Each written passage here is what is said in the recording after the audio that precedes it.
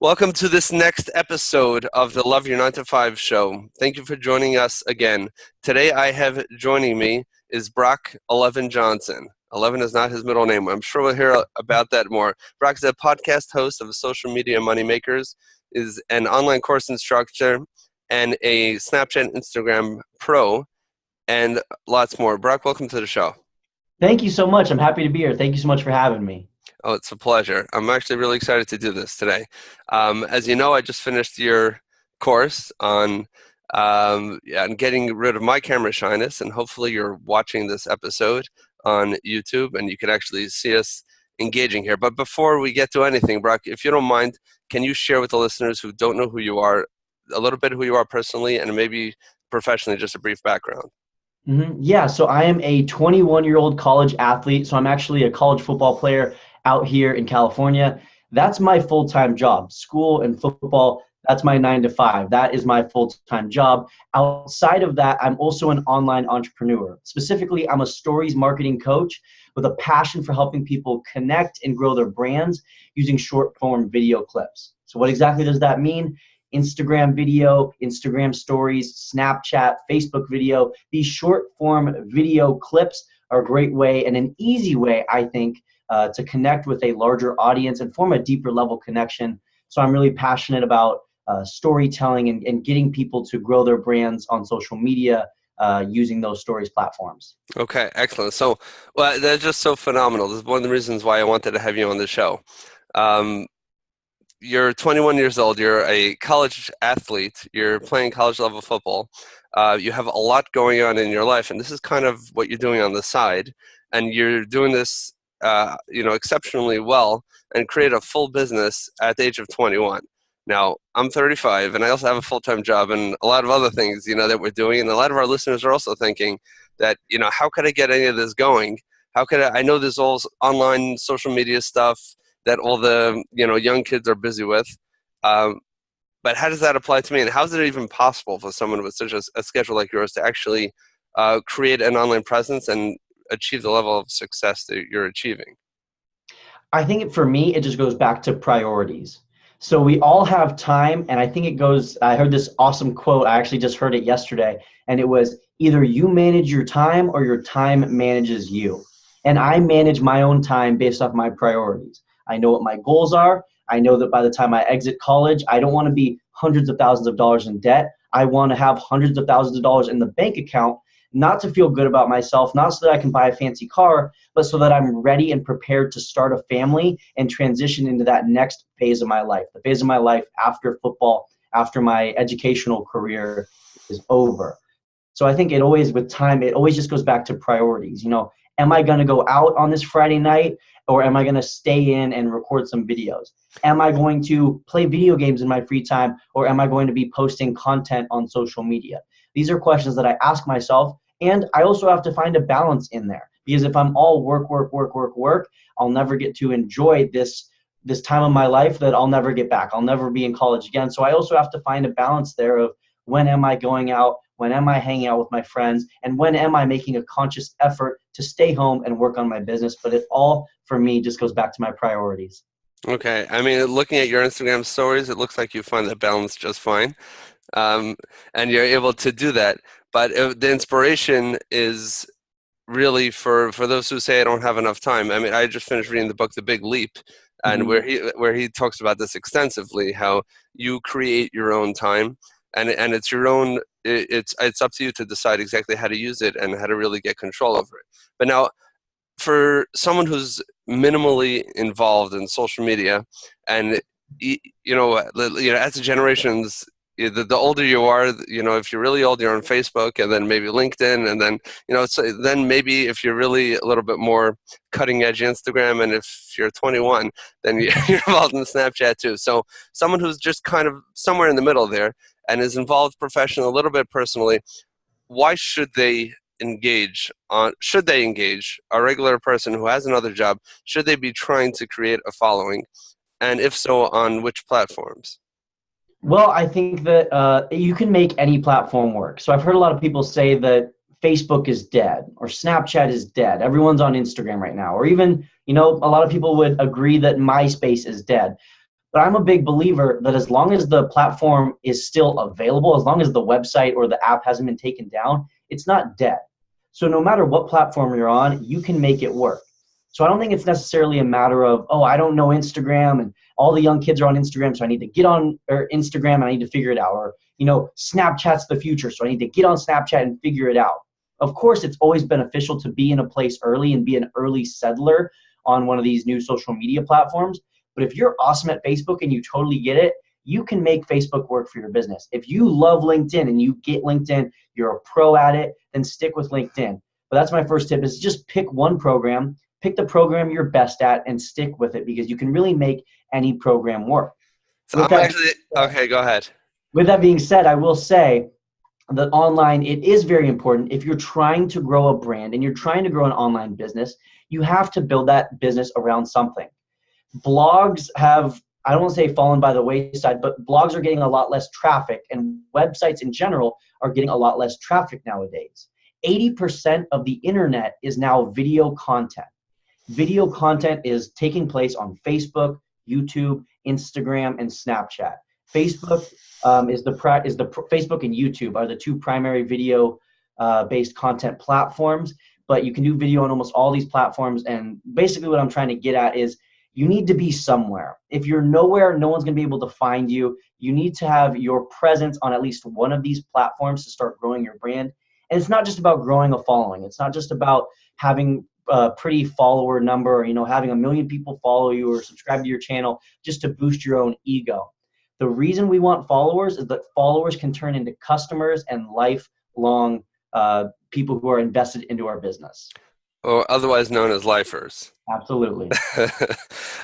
So let's say I have a local business, Mm-hmm. and I hear this from people. I've actually walked into some local businesses, some of the owners that I actually know, and begged them to help them with their social media marketing or engagement, and it was, suffice it to say, they weren't interested. But someone might say, I'm a local business. I don't want someone in, let's say I live in Boston. I don't need someone in Oklahoma coming into my store. They're never going to come here. So you know what? Social media is for those people who want to create a course, a digital product, or something that we can have a worldwide base. But if I'm a local person, should I be engaged to the same extent as someone who has maybe, another product that either could be shipped worldwide or is digital? Yeah, so I think that's a great concern, and that's something that I've actually tackled recently. I've been working one-on-one with a small coffee shop in Montana. So they're not trying to reach people in New York. They're not trying to reach a worldwide audience. They're trying to target people in their small town in Montana. It's a Okay. small town, just to begin with. So there's not already a huge market, but it is possible to reach that targeted market within your location. The awesome thing about no matter pretty much whatever platform you're on is you're allowed to really specify what location you're at, and if you follow the right hashtag strategy, the right location strategy, and the right content schedule, you can attract a very, very localized audience. And what's great about some of the analytics of apps like Instagram and Facebook is that they'll tell you exactly where your followers are from and how you're gaining those followers, so you can really be specific and strategic about growing a local following. I'm happy that you said that for me. I completely agreed with that, but I wanted to hear exactly how you would say that, because even here, I'm an administrator of a nursing home and who started building an Instagram account really just based on local businesses. And even my own marketing people, if they're listening to this, then told you so. But even my own marketing people were telling me that, what you're doing on your phone and Instagram going to help the person who's down the block to choose when they need a nursing home to come to this facility. They just watch. Within a few minutes, the local hair salon is liking our pages, and then people who are posting pictures by the beach or right near the water, they're also engaging with our content. And wherever they go, they're starting to see us. And other people in the healthcare industry in the neighboring town, they are actually starting to really engage. Could I say that over the last few weeks we actually got an admission from that? Maybe not yet. But that's what branding is. It's an awareness, and it's almost magical how you could be so specific in in some of the ways that you just mentioned. But Absolutely. if we want to zoom out for a minute, and if just let's address directly, I was gonna say let's talk to our parents, but your parents are the worst possible example I could give. But I could, I could give my parents as an example. People who are maybe not connected to social media, and people Mhm, who don't really get it. If you had to summarize that in like one sentence, one paragraph, why it is so exciting, mhm, but not just exciting in a cool, exciting way because there's a new platform, there's new pictures that we can show, but in a practical, applied way that will make a difference in everyday life. How would mhm. you sum that up for us? Because, and I'll I just say, I'm going to interrupt you 1 second. Even before you get to that, you're obviously someone who's very passionate about this. You've created a business while you're in college. I mean, I just finished one of your courses. You just released your second course. Um, and we'll put, of course, links to the both of those. But you're obviously someone who sees it and is using it, and that's why I'm asking you specifically. And I'll let you talk. Mhm. So I'm very, very passionate about this, and it's one of the things that I think is the coolest thing about 2018. It's absolutely amazing. I was just talking about it last night, and that is that never before in human history have we been able to communicate with each other like we can right now. It's the power of social media. I'm a communication major, so I study communication, global communication, mass media communication, and up until 20 years ago, we could never communicate. We could never even imagine being able to do what you and I are doing right now. We met on social media. We've never physically met.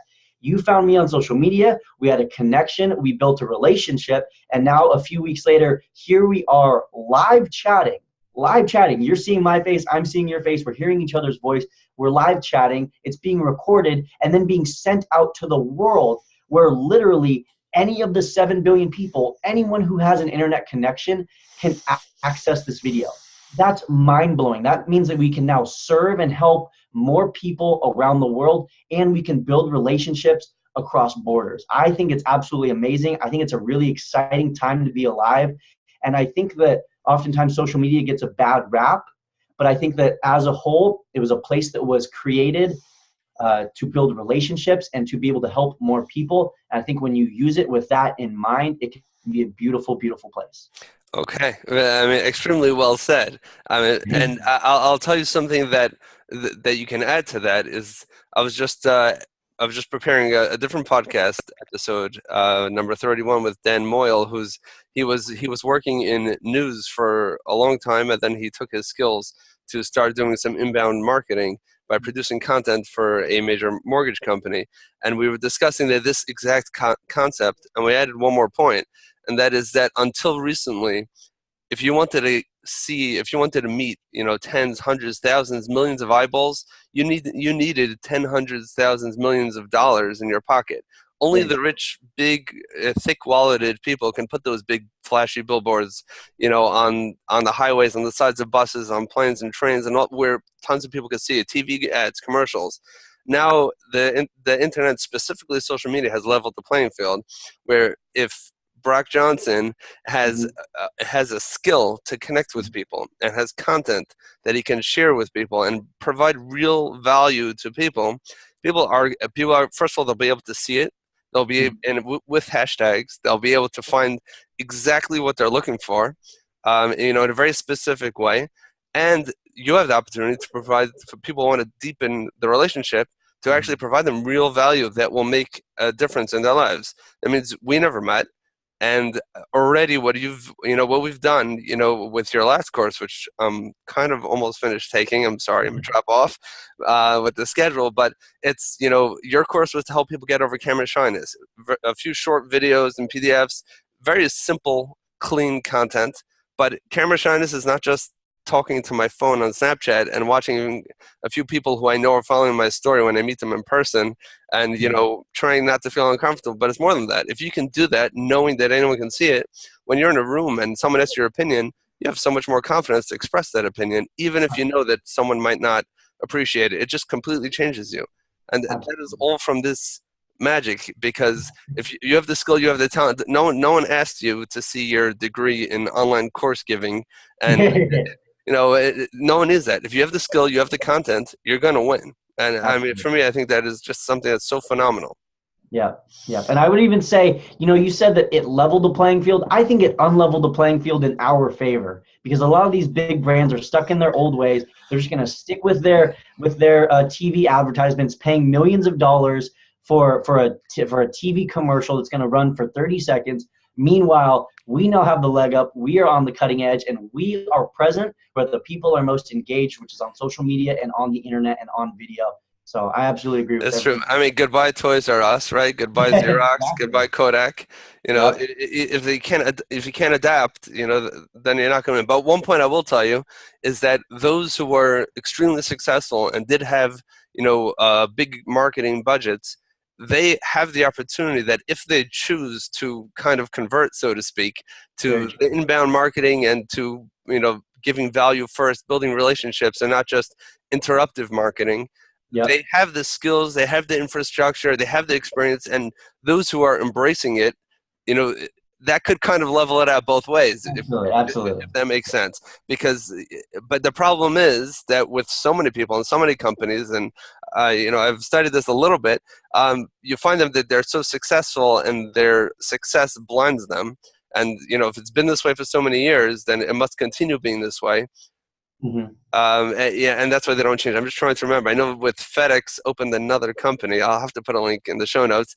It was a faxing company. I can't remember what it was called, and they spent thousands of dollars putting these machines in cities all over the world, and they realized that it would ultimately not be successful. It was not sustainable because of the cost of the equipment versus the money that it was bringing in, and obviously the fax machine era also phased out Yeah. relatively quickly. But Yep. you know what a fax machine is, right? Yeah, I do know what a fax machine is. Yeah. Okay. Do you ever use one? I have never used a fax in my life. Actually, I use one fax. I've sent one fax in my entire life. Yeah. There are two groups of people who don't use fax machines. There's the 80-year-olds who are still trying to figure out how the paper goes through the wire. Then there's the 21-year-olds who are like, why in the world would I fax it if I can email it to you? I can Snapchat it to you. I can WhatsApp it to you. I can throw it at you. I love that. Anyway, yeah, I personally, like when people say, could I fax something to you? I'm like, no, no, no, no, not a paper. Scan it to me, something. Anyway, but getting back to the point. So if this is a lot of fun. I don't want to go too long. But if someone's beginning their career, so they're listening to this podcast and they've been consuming content for free online in whatever format, and they're starting to build up their social media presence. They have 50 followers, 100 followers on Instagram, maybe on LinkedIn, or whatever social media channel that they're starting to grow their following, and they understand the importance of growing their following and how it could be used in a practical way, not just to show cat videos and whatever else they want to show. So Mhm. is there any pro tip or mindset that you would share with our listeners who are trying to figure out, okay, I'm setting this up, I'm kind of randomly liking stuff, randomly commenting on things, trying to post somewhat regularly, but is there any basic mindset that you can share with us that would help going from just being another guy out there with another account that's just kind of going to, but just get a small following, or someone who's really going to make it and be successful? Mhm. I think that one of my favorite quotes and something I share often is that comparison is the thief of joy. And when you're just starting out, it is so, so easy to compare ourselves to others. Where did this guy start? Where is this guy at? And so I would say, don't compare your beginning to someone else's middle. It's unfair to you and it's unfair to them. Don't compare yourself to anyone else. So anyone else. So a tangible tip to actually do this, no matter what platform you're on, unfollow your competitors. You can check up on their content to see what the current trends are, but unfollow your competitors so that every day you're not bombarded with how awesome their content is and how awesome their stuff is. You're able to just focus on yourself.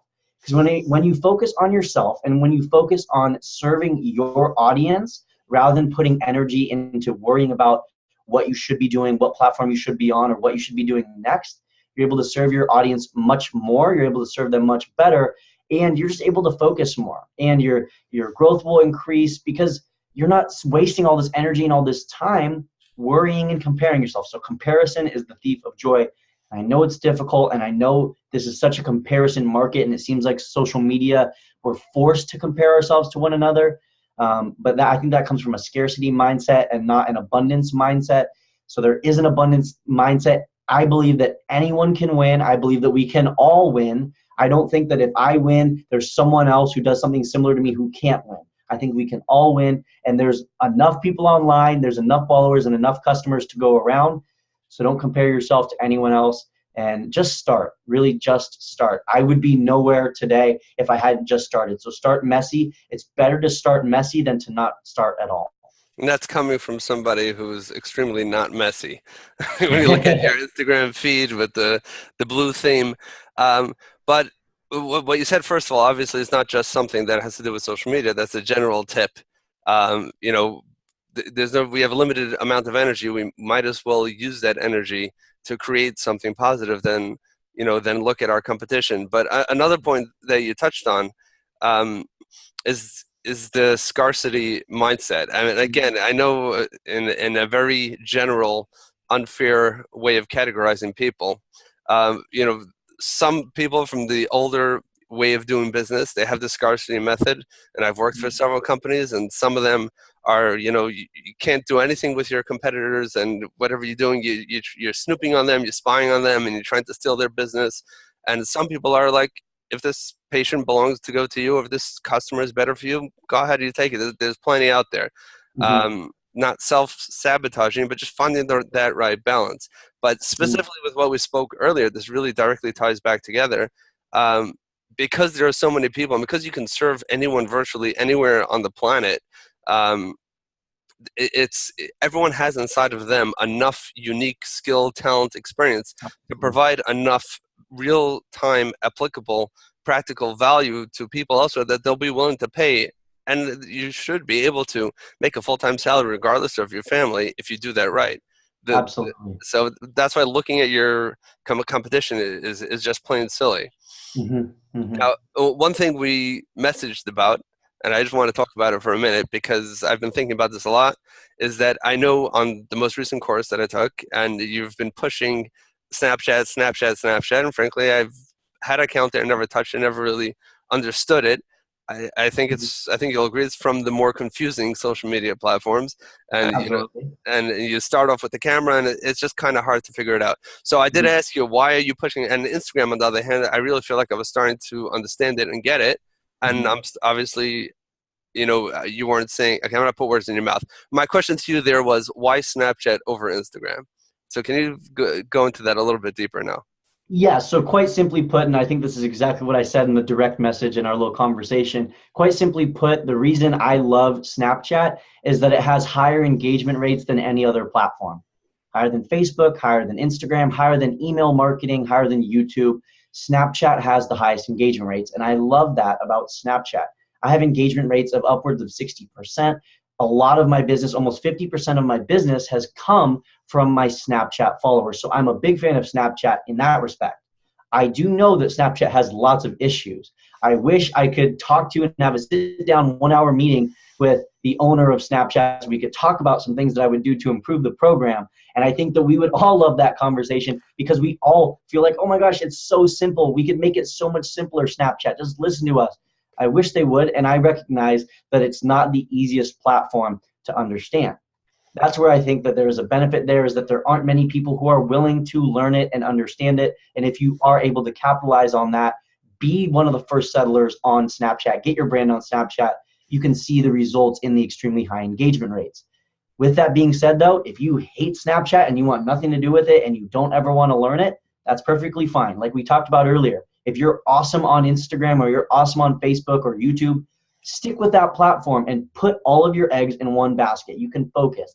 Usually in life, we say don't put all of your eggs in one basket, but on social media, it's better to be totally focused and serving your audience completely and efficiently on one platform to try to spread and put one egg in each basket and then not serve your audience at all. Awesome. Now, why do you think that the engagement is so much higher on Snapchat than on Instagram and other social media platforms? Yeah, this is a great question, and I think this relates to the reason why Instagram copied Snapchat with Instagram stories, and now why they're really trying to dominate the video market with IGTV, and that is because Snapchat capitalized on two things.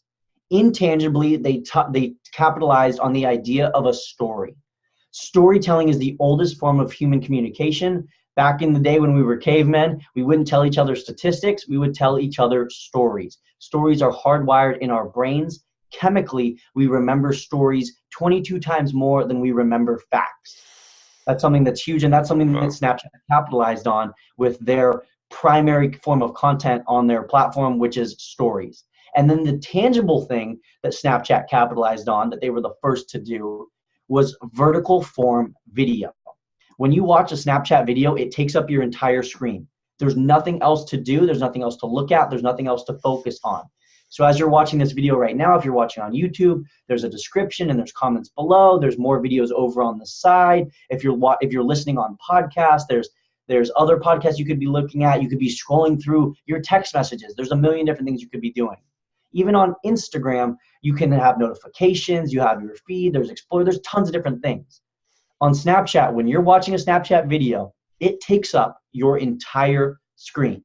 There's nothing else to look at. There's nothing else to consume. So people are totally engaged because there's nothing else to be engaged with. The only way they stop engaging is if they turn off their phone or put their phone down. So Awesome. They're really engaged and they're watching and paying attention to whatever it is that you're doing on Snapchat. And that is why people are so much more invested and why they literally will invest more money and be more likely to participate in your business on Snapchat. Right. I mean, you build that, that personal connection. It's like saying what has better click-through rate, a text message that you send somebody versus an email you send out to your list. Two things, actually, because what you said before, that's actually not your point. What you said before is that it's just a focused, simple, even though it might be difficult to navigate, but it's a relatively simple platform. And of course, as you go through and you get to learn it more and more, and you get to see you get to see how much really is in there. And I've been learning quite a bit over the last few days. But at the end of the day, it's stories and direct messages. It's very simple. And you're right, Instagram TV is now copying. You also have the vertical form videos. But I think that's one of it. You see who's there, and you can directly. The only way you can communicate is either through your story or through sending a direct message, and a direct message is very, very powerful. I know I was doing some research last week. I wanted to know about how people use WhatsApp for group messages. I sent it out, as a broadcast to 200 or something people. Now, obviously, whoever I'm sending it to, I have the number on my phone. They have my number in their phones. These are people that I know. But within an hour, I was able to engage with some people actually, voice messages, some people I actually spoke to on the phone, text messages, but I had dozens of real accurate information, exactly what I was looking for, within minutes, which is ridiculous, which is crazy to get so much information so quickly. I was petrified to send it because I knew this is going to happen. But once I hit send, it was crazy what happened. So I think that's the second thing that Snapchat has. Again, I'm not comfortable there yet, but I think that's phenomenal. The other cool feature, the map feature, if you want to see something that's going on right now in a particular place, anywhere within the past 24 hours. I've been going around the world. You could Absolutely. You're getting into people's cars, you get into people's homes or wherever they are, and you can actually see really what's going on there. All right, I took up too much of your time already, but before we close up here, any final thoughts that you would want to share with our listeners regarding their social media engagement or strategy in a way that can really help them propel them from being a mediocre to kind of setting them above the pack? So I think I've kind of touched on some of these things already, but really my biggest thing that I focus on and my biggest tip that I would tell anyone listening or watching to focus on as well is to focus on two things. First of all, building real relationships. Social media was built as a place to grow relationships, not as a place to grow your business. Is that a great benefit of social media? Absolutely. And can you grow a huge business on social media? Absolutely. But that shouldn't be your focus. Your focus shouldn't be growing your following or making more money. If you focus on building relationships, number one, and number two is serving those people, giving to them and over-delivering, over-serving those people who you're building relationships with, you can win on social media in 2018. Awesome.